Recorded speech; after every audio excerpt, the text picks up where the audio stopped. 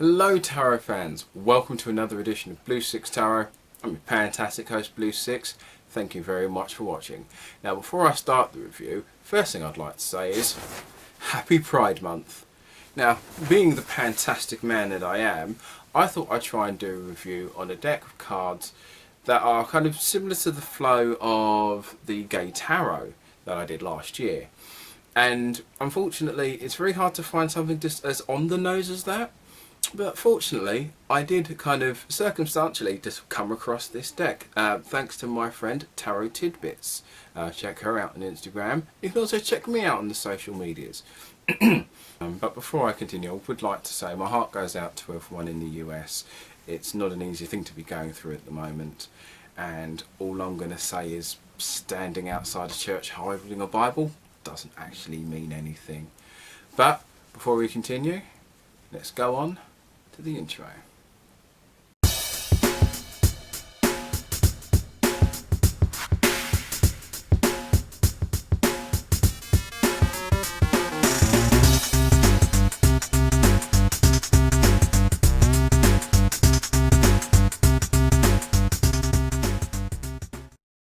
So as I said earlier, I came across this deck whilst following my friend on Instagram, and then later on I said to her, look, I want to do something for Pride Month. Can you recommend any things that kind of cover LGBT stuff? She gave me a list of a few things, and by this point I had already ordered this deck after seeing it being one of the cards she used in one of her card readings. So I thought I'll give it a go. I was originally going to do this as an unboxing, but kind of got impatient. So without further ado, we're going to take a look at the Neo Tarot. And I was going to do a Matrix style joke, but I did something similar last time with my Crow Tarot review. So there we go. So we're going to take a look at the deck. Hope you like it.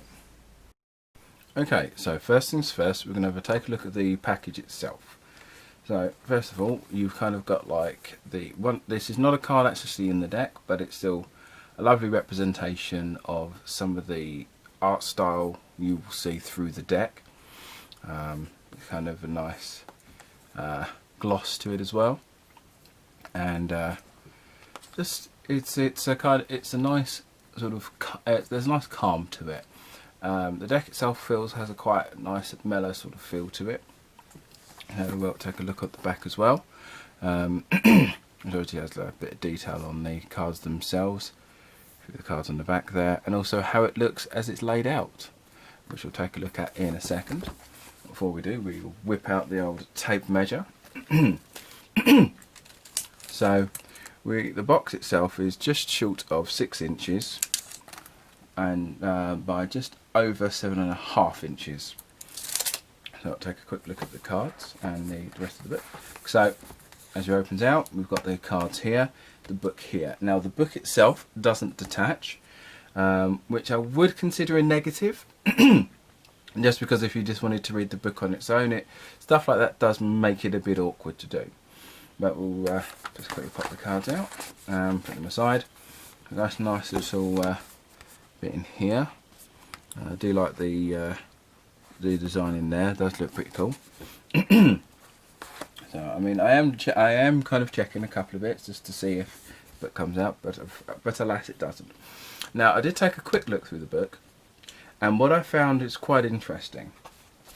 And first of all, the pages of the book are quite thick, surprisingly thick when you consider it's just for tarot. But there's quite thick pages. So you have this thing here saying you brackets we are here. It's a nice little introduction to the book. Now this one I found interesting because it is worth noting. So it kind of has various sections. It's like your standard tarot book. Tarot is real. Neo Tarot is about forgiving yourself. So this is all kind of themes about the point of the book and kind of sort of things that we'll deal with. Then it says meeting the cards, so you've got an introduction here, and then it just kind of gives you a brief overview of the suits and the elements. Then it goes straight on to some of the spreads. So some of these spreads do look quite interesting. Put it there. Now I usually don't focus on the book that much when I do these, but this book did feel that it's worth a look just because the self-care section and how it kind of shows itself, how it shows off some of the cards. So I do think it's worth a look. And it does one of the rare things where it starts with the minor and then it goes on from each suit. But let's move that aside and we'll take a quick look at the cards themselves. So you can obviously keep the cards separate from the box, which is also very handy. Now the cards are actually the same size as the card in front of the book. So we are looking at 5 inches by 3 inches. And it's something I don't tend to do that often in these reviews, but the card stock feels quite thin, unfortunately, compared to some of the other decks. So it does feel a bit flimsy, but it feels smooth, just smooth enough to shuffle, but a bit kind of blocky to spread. So you might want to kind of use them a bit more before kind of getting used to spreading them, but they do feel a bit grainy whilst doing so. Okay, so we're going to take a look at just a couple of the majors. Now I kind of mixed up the order a bit. I usually have a select few cards I always like to have out, but I picked some of the ones I found a bit more suitable for some of the themes of this deck, or at least the overall tone. Now obviously I had to start with my favourite card, the Fool. Nice classic design. Now this is where this is where some of the colours really kind of start showing. So some nice colour blends. It does remind me of the Mystic Monday Tarot, which I'm using this week for card of the day. And so there's like some of the boldness of some of the colours. Some of them are a bit more pastel, but I do like the look of this. So rather than having a bindle, he has like a hoop that's around his arm and a nice sun there, and just it looks like he's playing with the dog rather than being like followed or kind of being cautioned by. I mean, you still have like a cliff face here, but it's not as necessarily easy to see, which you could kind of use in the reading in regards to how you're having so much fun doing this, you can hardly see the danger you're around, or you're so far away from the danger. Depends on how you're interpreting it at the time. Now this is where I think this deck gets a bit interesting, especially considering the month. So we have the Lovers. Now, in the Lovers, it's actually the same two people, same poses in fact, but these two people are also in the Devil. So it is that Adam and Eve thing. So, but what I find kind of interesting in this is because one of these two people have male genitals. And I find that interesting just because you could either say that this person might be a trans person or an intersex person, but they're still highlighting the masculine. And now when I was hoping to get an LGBT deck themed that isn't as necessarily on the nose as the Gay Tarot, which I'll leave a link to in the description, I wanted something a little less upfront about what it is, but doesn't necessarily make it the point of the deck. And this card kind of fills that for me. There are quite a few cards kind of like that, with kind of a lot of gender ambiguity, or not necessarily cisgender, which I think is kind of cool. But I still like this in regards to Adam and Eve. And so rather than that being an angel, it's like representation of the sky. You still got the serpent by the leg and the small tree, but it's less about the concept of having the tree of knowledge and the tree of knowledge and the tree of wisdom. I can't quite remember at the moment, but I still quite like this card.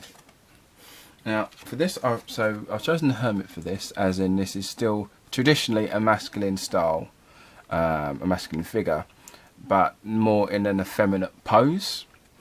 So they're still kind of doing what they do. In fact, it looks like they're doing what they do at the same cliff face as the Fool. So you could probably say that the Fool has become the Hermit, and is returned to where they were, where the beginning of their journey is, to reflect.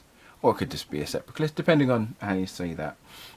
But I do just kind of like his relatively camp pose with his foot up there, because he's just standing there. He's not really walking because the stick is planted in the ground. So I do quite like that.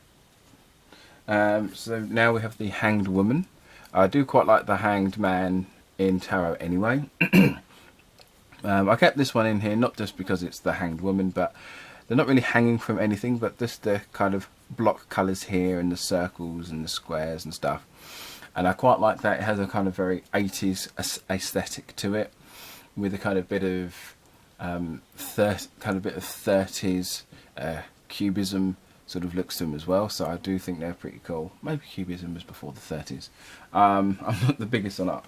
So we're going to end with the star for the majors, in the fact that the water is coming out of their breasts rather than just out of jugs. I really wish I'd rephrase that, but I do like the fact that the water's coming out of their breasts. It's just something. The only time you see something like that in a card, it's usually either the Empress or one of the Queens, maybe like the Queen of Cups or something. But you don't necessarily see that with the stars, and I just think that's notable enough just to kind of as a nice standout card. And also the fact you've got the nice arc of stars rather than just a few twinkling in the corner and one large one. Yeah, so that's my kind of thoughts on some of the majors. Okay, now to take a really nice look at the aces. Now, just as an overview, the aces don't feel that they stand out as much as some others do in other decks. But so with the pentacles, once again, it's more about showing off the art design and art style rather than making the picture itself be bold.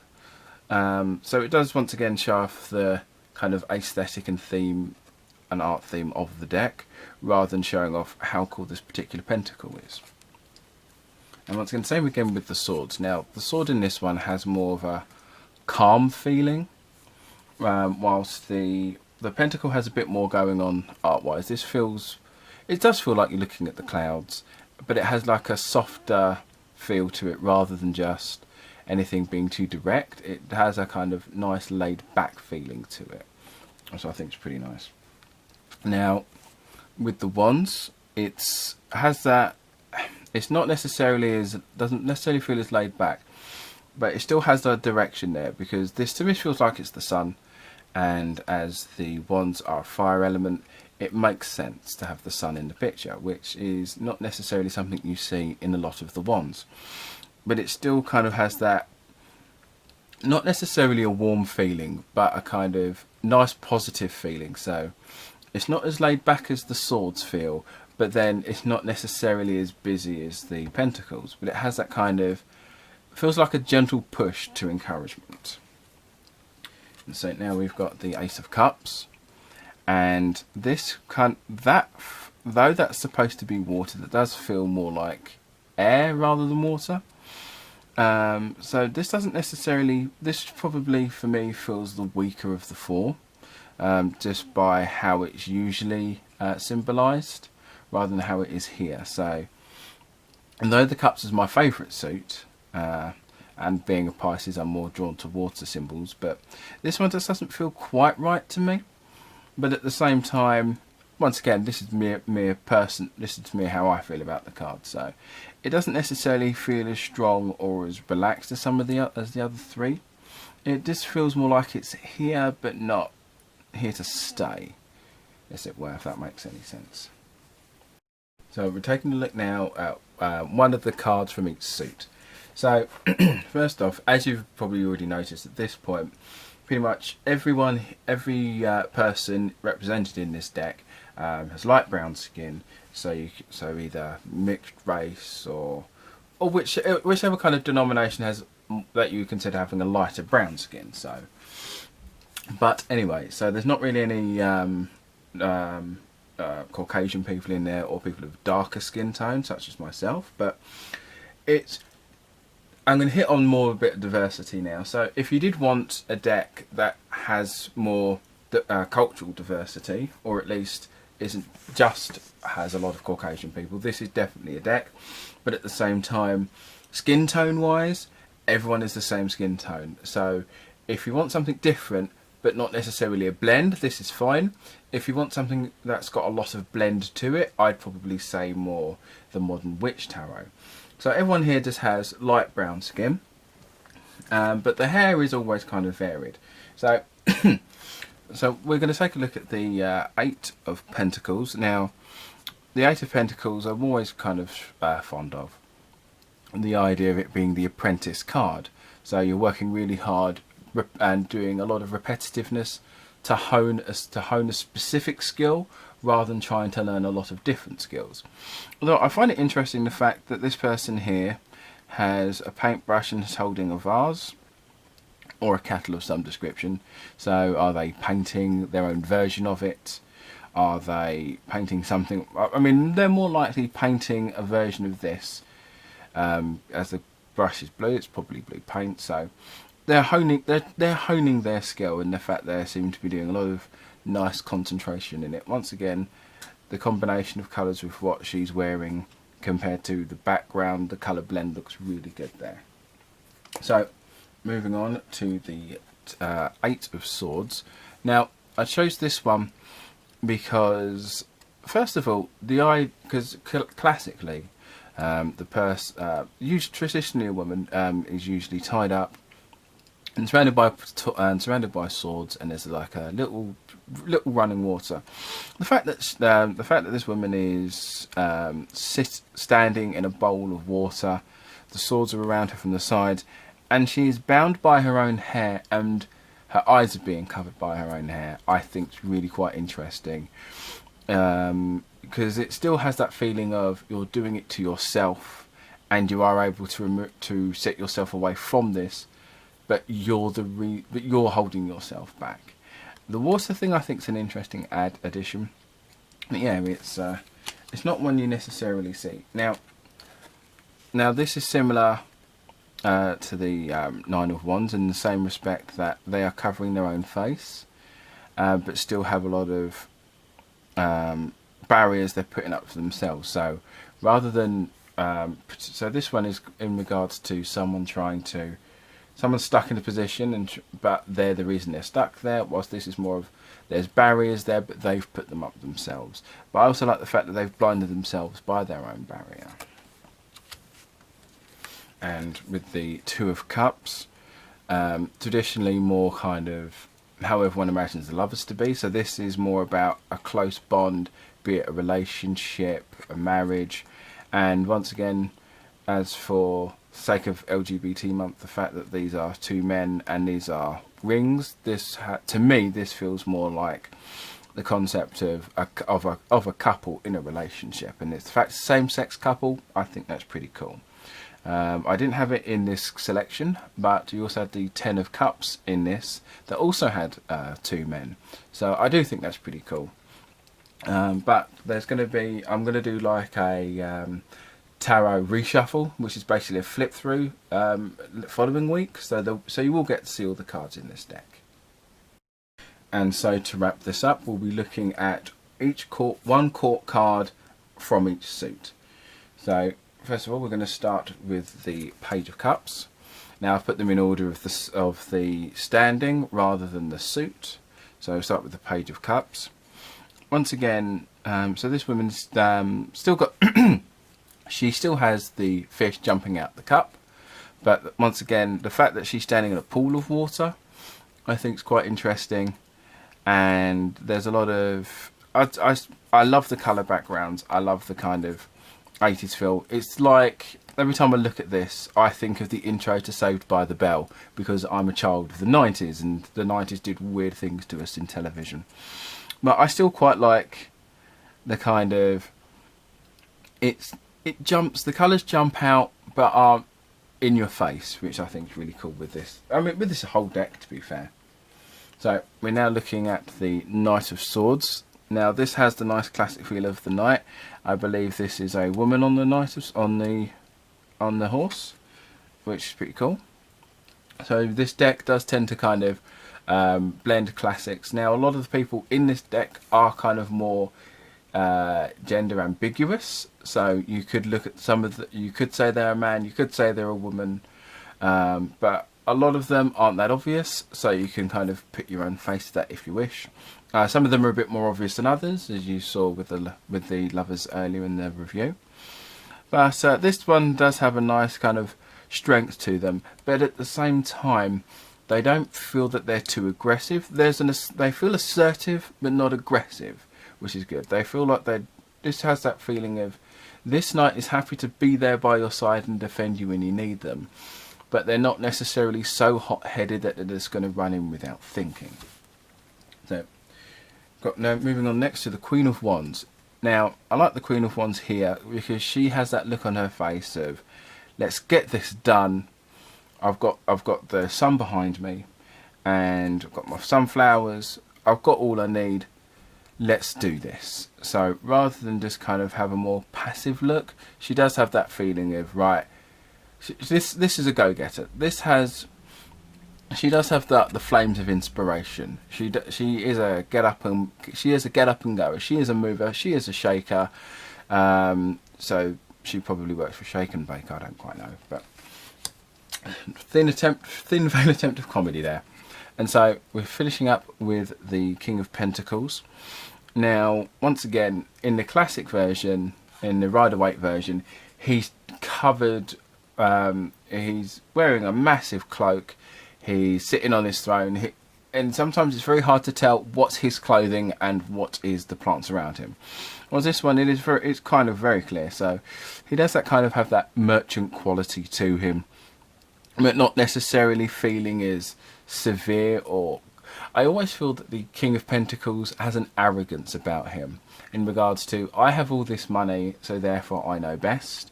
Whilst he kind of has more of a relaxed feeling to it. It's more of, hard work will get you where you need to be, but he's not going to be a dick about it. So he does kind of have a more relaxed vibe compared to the other Kings of Pentacles that I've seen before. But yeah, that's how I feel about him. So I hope you enjoyed the review. If you did, please give me thumbs up, subscription, leave a comment below. Next week I'll be doing a flip through of the deck, so you'll be able to take a look at all the cards. And once again, you can also follow me in social medias. Once again, happy Pride Month, and you all have a good one, and I'll see you again soon.